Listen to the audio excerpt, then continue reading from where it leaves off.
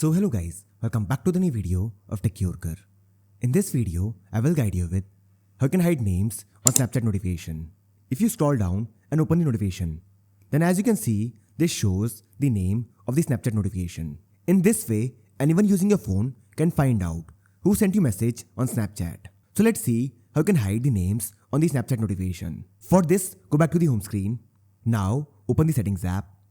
Here scroll down and tap on notifications. From here scroll down and tap on Snapchat. Now, in the Snapchat screen, you will see the section called Lock Screen Appearance.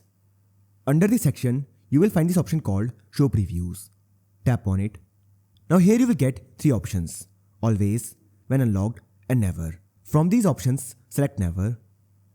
And this will hide the names on the Snapchat notification. To check it, open the notification center. And as you can see here, now the name is hidden. So this is how you can hide names on Snapchat notification.